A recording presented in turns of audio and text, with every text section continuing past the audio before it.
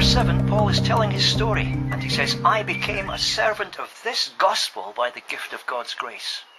Interesting, isn't it? We saw yesterday how he calls himself a prisoner, not of Caesar, but of Jesus.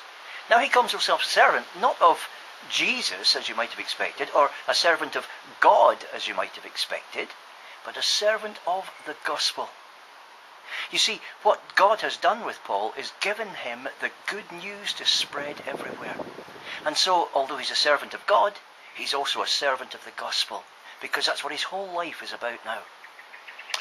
There was a man called Anthony Mascarenhas, who was a Pakistani journalist back in the 1970s. And in 1971, he was so amazed at what the Pakistan military were doing in Bangladesh, where a war of independence was going on, that he realised he had a story he had to share with the world.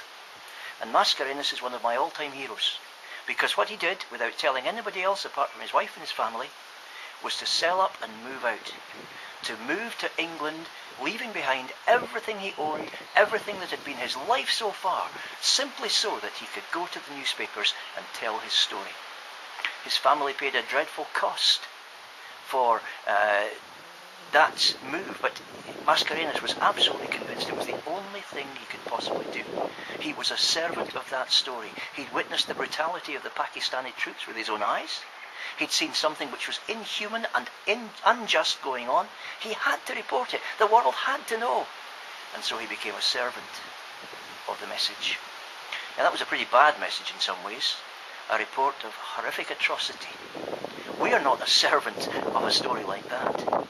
But you know, if we have got a story which is so desperately important that everybody in Exeter and everywhere else for that matter needs to hear it before they die, then we are servants of that story too.